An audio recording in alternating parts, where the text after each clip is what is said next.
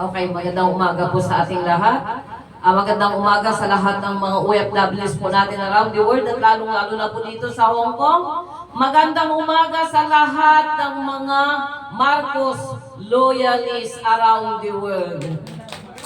Nandito po tayo ngayon at katapos lang po natin ang ating oath taking. Sila po ay lahat po ay mga leaders. Sa lahat po ng mga nagtatanong dito sa amin pong vlogger, Marcos Loyalist vlogger na si Betsaida, pakipalo niyo po siya. Anong mo, Betsaida? Marcos Loyalist Hong Kong. Siya po yung amin pong siya po yung media coordinator po ng Marcos Loyalist Hong Kong. Kaya po, pakipalo po nyo siya sa lahat po ng mga Marcos Loyalists around the world.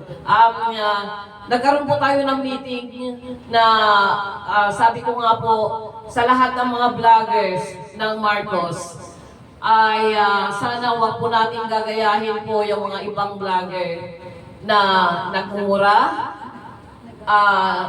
Pagka nagalit po sila at sila po ay may gusto pong ipaliwanag, minsan hindi pa po nagpapaliwanag, bukod sa peke lang yung pinapaliwanag nila pangalan nito yung ibinabalita nila ay may kasama pa pong mura. So, kayong mga vlogger ng Marcos Loyalist Hong Kong, hindi po natin dapat gawin yon at gagayahin. Kasi pangit po tignan, lalo na sa mga panahon po na ito, na ang mga bata po ay naliligaw na po ng landas. Ang pangit na sa atin po magmumula bila po nasa social media, yung pangit na salita, yung hindi magandang salita. Dahil po, ang bilis na pong gumaya ngayon ng mga bata. Sana yun po yung atin po laging alalahanin. Yung pagka narinig po kayo ng mga bata ngayon, na nagsasalita ng PI, nagsasalita ng kung ano-ano, na hindi po nararapat. Ang pangit po sa isang bata kasi ito po ang ginagaya niya. Kaya tayong mga Pilipino na dati magalang, tayo po mga Pilipino ay tayo po yung tayo po yung magandang example sana. Kaso hindi na po nangyayari ngayon. Dahil po napakarumi po natin gumamit ng social media.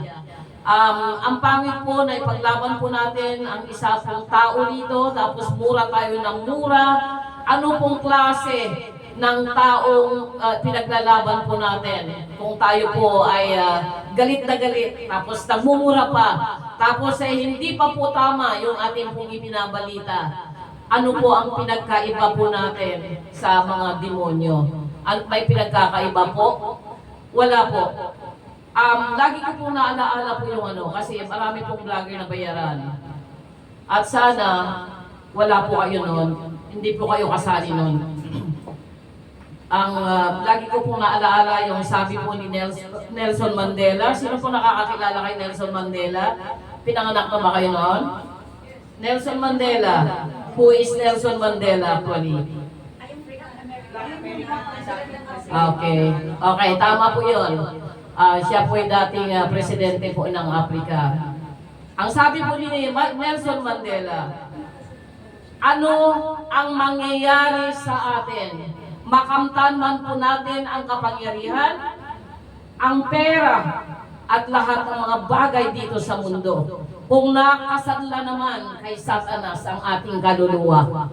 Kaya sana huwag po natin pamarisan yung mga ibang vlogger na walang iba kung ginusto kundi magkaroon ng pera at magkaroon po ng sumikat po sila at magiging makapangyarihan po sila. Kung wala lang rin naman na ituturo pong maganda. Kaya sana kayong mga leaders at vloggers, yung katotohanan nawa yung ating pong ibalita.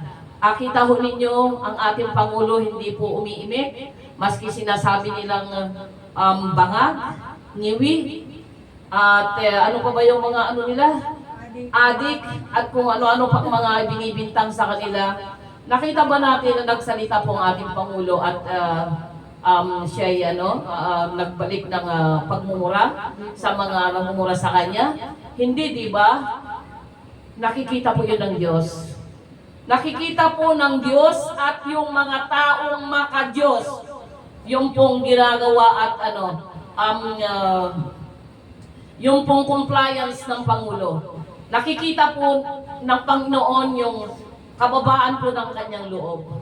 Kasi siguro kung tayong simpleng mamamayan lang, tayo nga wala tayong katiis-tiis pag may nagbura sa atin, gusto natin umbagin na agad eh. Pero si Marcos, ang ating Pangulo, na nasa kapangyarihan, hindi po niya ginawa ito. Hindi niya ginawa. Kasi siya po ay isang totoong edukado at taong makatao. Di bali na siya po ay inaapi at pinagsasabihan ng kung ano-anong salita. Okay lang yun sa kanya. Basta hindi niya po itong ginagawa at hindi naman siya yun. So yun po yung pinakamahalaga. Ang isa pong taong matalino ay hindi po nagbabalik po ng masamang salita sa kanyang kapwa. Ang taong matalino, kapag pinagsabihan ng kung ano-ano, mas nanaisin niya pong manahimik. Natural. Dahil po ang pananahimik minsan ay mas maganda pong di hamak na bala sa kalaban. Subukan mo makipag-away doon sa mga berde na nagmumura dyan. Subukan mong awayin sila, subukan mo silang sagutin sila. Walang hanggan ang pagbabatuhan nyo ng magandang salita. Meron pong umakyat sa aking shop, kumain po sila doon. Nakita yung picture ni BBM doon sa sa aking shop. Nung ako'y nakatalikod, yung mga ibang partidong yon, ginaganito nila si BBM. Si Chang Ami, hirap na hirap magtiis. Kasi nakikita ni Chang Ami, gusto na niyang ibalibag yung kung pwedeng i-flying saucer na lang niya yung plato sa ulo nila. Kasi, bungag, nagsalita ng wikang Bisaya. So, medyo hindi namin naintindihan doon sa loob. At hindi ko rin nalaman yun kasi nakatalikod ako nung ginawa nila. Pero si Chang Ami, kitang-kita po niya. At si Chang Ami po yung nag-sacrifice na kinimkim yung kanyang galit at yung pasensya niya. At sabi nga niya, bakit ganito? Kakain lang naman sila. Nakita ang picture ni BBM. Nasira yung nila, nasira yung ugali nila. Nakakasira pa lang ugali ni BBM. Pag nakita nila, picture pa lang yun. Lumabas na po yung mga sungay nila. Pero sabi ko nga gano'n, talagang kakaiba. Kapag yung espiritu ng kadiliman ay namayani po sa atin. Kaya vloggers, Marcos Loyalist vloggers, iwasan po natin ang makipagmurahan. Iwasan natin yung anumang po masamang salita na ibato nila sa atin. Manahimik po tayo kung kaya natin. Kung hindi natin kaya, iwan natin. Kasi mahirap na at baka tayo po ay makipagbatukan pa ng Kasi mahirap talaga po magtiis at magpasensya. Minsan may umakyat po uling kumain, nakita po niya yung yung banner po doon sa aking shop. Umakyat siya, sabi niya gano'n, PEI na Marcos ng bangag na yan, hindi pa siya ma-impeach. Sabi niya gano'n, wala siyang silbi. Kasi ang taas-taas ng mga mabilina, tumaas ang gasolina, tumaas ng hindi nakatiis po si Marley. Yung taga-Tacloban, hindi siya nakatiis. Pero ako nagtitiis. Tapos sabi ko, sir, sabi ko gano'n, ano po order niyo po, sir? Sabi ko, makapagpasan kayo ng gutom po. Order na muna po kayo. Sabi ko gano'n. Si Marley hindi nakatiis. Sabi ko gano'n. Bakit? Ano ba nagawa ni Marcos sa inyo? Sabi niya gano'n. Sabi ko gano'n. Wala naman kaso nga lang, pamasahe, tas ako pamasahe, bla bla bla bla, ang dami ng mataas sa presyo, ang dami ng So, sabi ni Marlene, alam niyo sir, sabi niya gano'n, ay alam mo ninyo, sabi gano'n, mabuti pa, maghanap buhay na lang kayo ng matino. Sabi niya gano'n, hindi pa niyo naiisip na hindi lang naman Pilipinas ang nagmahal ng lahat. Sabi niya gano'n, hindi po niyo naiisip. Dito sa Hong Kong, mas mahal pa nga. Sige nga, nga kayo. Parang gusto na nga ibigay ni Marley yung calculator para siya. Dahil ang gas ng Hong Kong ay 450 yung isang tangke, ay 435. Magkano sa peso yon? 3,000. Sir, nakaluto na po ba? Tama-tama. Kasi nagsasermon pa po ako. Tapos yung ano, magkano sa atin? Sige. 1.5 lang sa atin. 435 dito. So, ibig sabihin, 3,000 peso na tumataginting ang gas dito sa Hong Kong. Hindi nila alam yon. Ang nakikita lang nila ay yung presyo sa atin. Hindi nila nakikita yung, yun na nga, pati ito, dito. Hospital ko rin, bossing, yung ilang buwan ko na nabalik sa doktor, free lang, $98 lang yung binabayaran ko. Ngayon, yung last nabalik ko nitong May, 250 sa registration, tapos 560 sa Pati doktor. mahal. As in, hindi lang Doctor's fee. Opo. Doctor's fee. Naka-live ka ba? Naka-live? 4 times talaga. Pwede naman live. Baka naka-live yun? Okay. Mga amo ko, alam nila lahat tumaas. Hindi lang below. Pati mga real estate dito. Wala ka sa price dito, bossing, mahirap. Yung $98 Yung yun. ticket nga sa airlines, tumaas din. Lahat. Oo. Universal. Kaya? Magkasama nangyari yung sa Sa Pilipinas, hindi lang kasi masyadong kagdam dito kasi hindi naman everyday talaga tayo po. Hindi nagre-reklamo mga injik kasi. Oo. Makita naman sila sa Kaya, Pilipinas kasi kaya. umaasa lang sa... O pwede mo na yun. Balik po natin. Hindi sila makapag-balik kasi. Mahina signal. Pangit signal. Walang signal dito. Yan na lang yung... Oo, sige. Ang ano dito, real estate talaga yung mga rents. Yun po yung reklamo po nung lalaki at nagmumura na siya.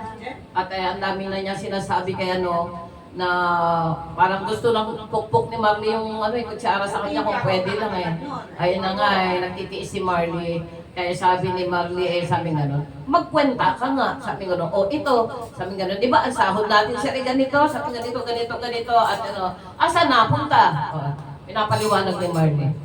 Nung malaman niyang parang nanginginig na sa galit si Marley na sabi gano'n, hindi ka ba kasi Duterte, sabi niya kay Marley. Hindi ka ba Duterte? Ay hindi, Marcos ako. Sabi gano'n nung customer ko. Tapos, bossing, sabi ganito, sabi gano'n, Marley, pasensya ka na, sentry ako. Sabi ko na lang, para kanya-kanya na kaming para lahat kay may meron ng pagmamayari. So, para patas. Tapos mamaya, tumigil si Sir. Wala siya nakitang kakampi. Kasi paano po ba naman ikukumpara yung presyo sa ngayon na tayo rin mismo mga OFWs ay nagsasuffer. Nagsasuffer din po kami mga OFWs kasi tumaas din po ang lahat sa amin. Pumunta kayo doon sa aking shop, pinakamura na po yung mga paninda ko doon. Although, natataasan pa rin sila, pero pinakamura na ako. Kaya yung mga dating paganda rito, paganda dyan, kuskus na mukha, kuskus dito noon, nagtitiis na rin po. Kaya magagaspang na po mukha ng mga OFWs ngayon. Kasi nga po, nagtitiis na rin po. Dahil siyempre, nalagdagan na po yung papadalhan nila. So, yun po. Kaya po tayo, hindi lang po tayo basta political leaders, political vloggers, kundi tayo po ay nagbibigay din po ng guidance para po sa mga kapwa natin pong OFWs, alang-alang po sa interest po ng ating pong bayang Pilipinas. Kasi kung meron man pong nagmamalasakit po sa bansang Pilipinas, tayong mga OFWs, siyempre, hindi naman tayo taga rito. Tayo nakikikuskus lamang dito sa Hong Kong para lamang po magkaroon po kami ng may padala po sa aming mga pamilya. Pero napakahirap po ang mga ibang bayan. Lahat po kami nagtitiis. Alang-alang po sa ating bayan. Minsan, pag may mga problema po kami, kanya-kanya kami lang po yung nagmamalasakitan. Minsan, dahil kami po ay di hamak na OFW lang, tinitiis po namin yung nararamdaman po namin. Ano ba yung nararamdaman namin? Nahirap kumpara yung mga nandyan sa Senado. Diba? Siya hindi lang napansin samantalang merienda naman sila ng merienda. Hindi raw kinukumusta. Kumusta kayo mga OFWs? Kasi sila lang yung yung maramdamin. Paano naman po kami mga OFWs? Napakahirap po yung kalagayan namin.